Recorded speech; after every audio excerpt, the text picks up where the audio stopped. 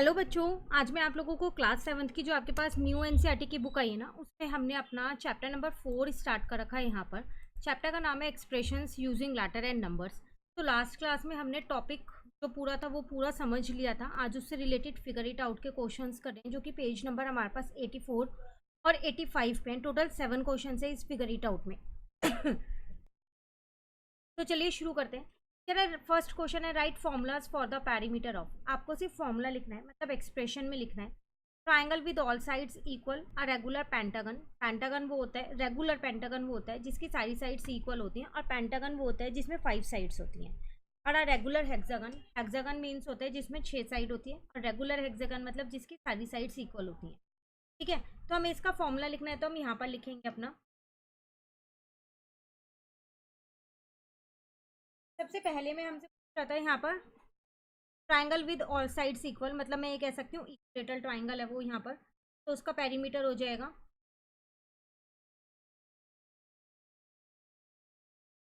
P multiply length of side. ठीक है, next में रेगुलर पेंटागन बोल रहा था, तो पेंटागन में टोटल मेरे पास 5 साइड्स होती हैं।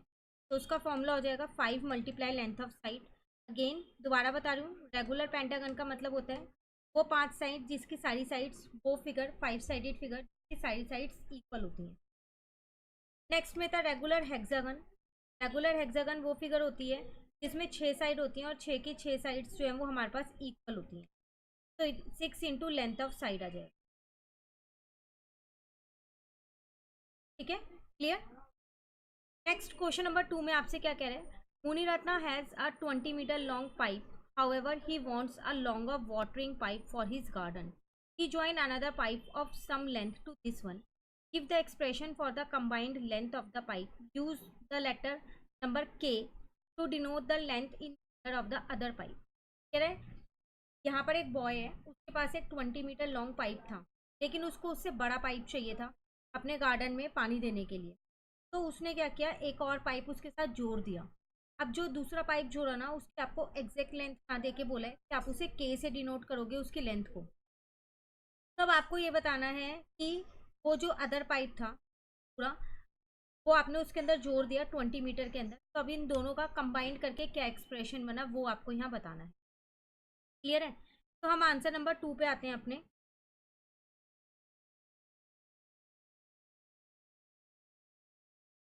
तो इनिशियल लेंथ ऑफ पाइप आपके पास कितना है, 20 मीटर। और जो पाइप आपने जोड़ा है उसकी लेंथ कितनी है, लेंथ ऑफ पाइप जॉइन के मीटर। आपको इनिशियल लिख के दिया है कि आपको के ही मानना है।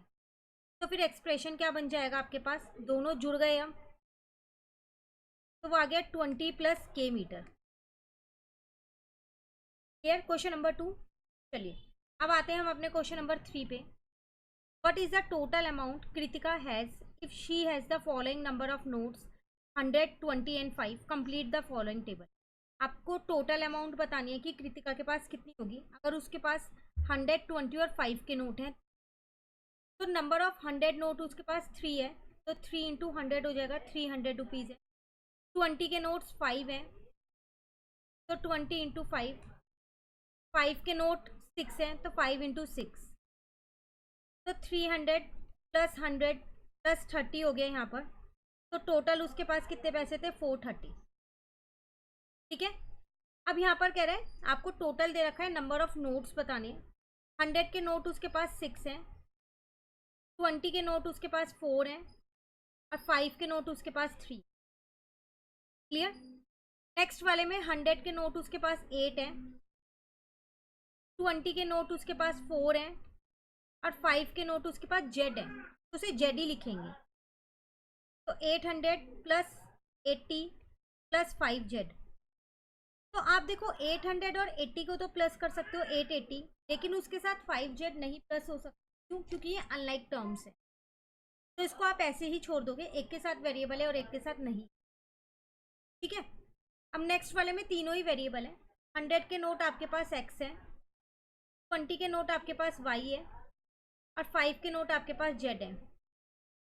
तो हमारा एक्सप्रेशन क्या हो जाएगा, 100x plus 20y plus 5z।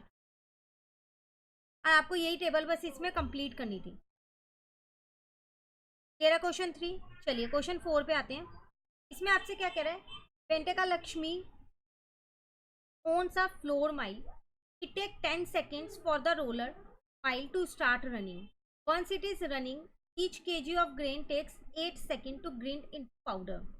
Which of the expression below describe the time taken to complete the grind y kg of grain, assuming the machine is off initially. देखो यहाँ पर आपसे क्या कह रहा है, एक फ्लोर माइल है, वो जब स्टार्ट होती है ना, तो जो माइल रोलर होता है जिससे मतलब वो आप ये कह सकते हो ग्रेन्स जो है वो पाउडर में कन्वर्ट हो जाते हैं, तो स्टार्टिंग में वो 10 सेकेंड लेती है जब मशीन स्टार्ट होती है। अब जब वो एक बार स्टार्ट हो जाती है ना, हर एक केजी वो 8 मिनट में कर देती है। 1 केजी 8 सेकेंड में कर देती है, ग्रिंड कर देती है 1 सेकेंड में, पाउडर बना देती है 1 केजी। तो अब आपको ही बताना है कि वो वाई केजी जो है वो कितना टाइम लगाएगी करने में। क्वेश्चन क्लियर हो गया? करेंगे इसे यहाँ पर। देखिए सबसे पहली बात,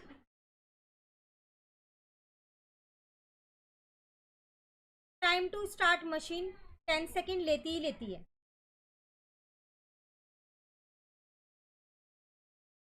time to grind 1 KG of grain, 1 KG of grain कितने टाइम में ग्रिंड कर देती है वो? 8 सेकेंड में कर देती है। हमें कितने की करनी है? वाई की करनी है।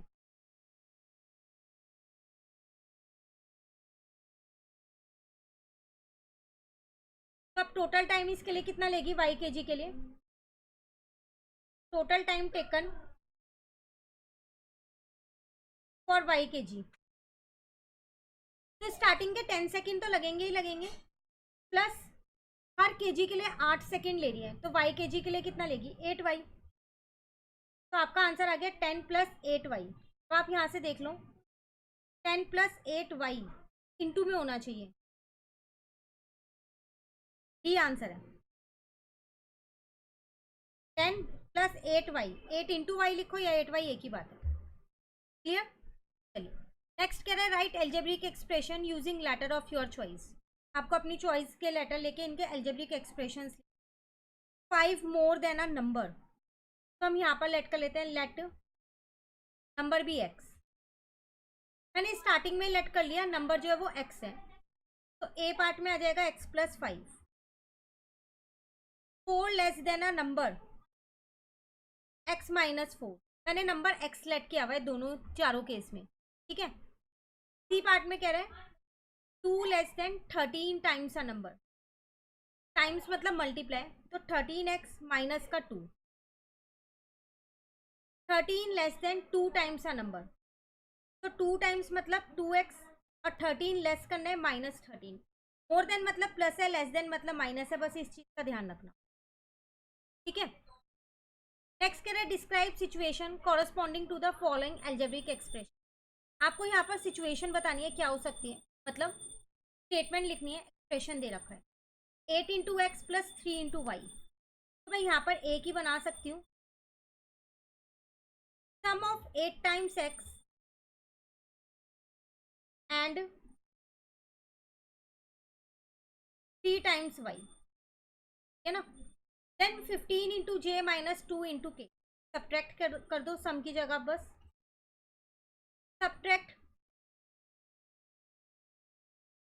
2 टाइम्स के फ्रॉम 15 टाइम्स जे।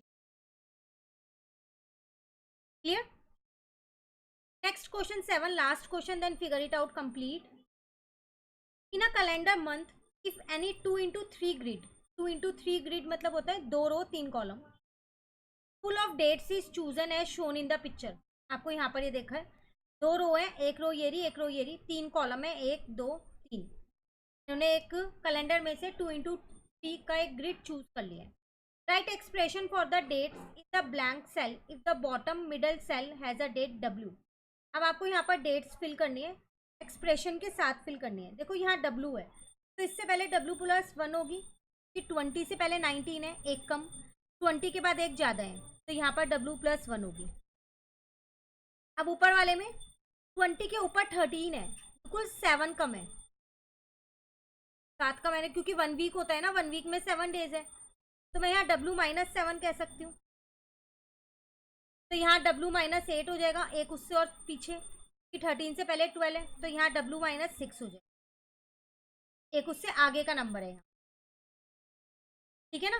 तो आपको कुछ नहीं करना था, वो एक लेटर दे देगा, और आपको कैलेंडर में आपको पता है उससे पहले जो एक नंबर कम होता है और उसके बाद वाला एक नंबर ज़्यादा होता है। कि ऊपर की अगर मैं बात करूंगी तो 7 नंबर कम होते हैं। अब इससे नीचे की बात करती तो 7 प्लस कर देती, ये 7 नंबर आगे अगले हफ्ते पे, नेक्स्ट वीक पे चला गया। Clear, complete.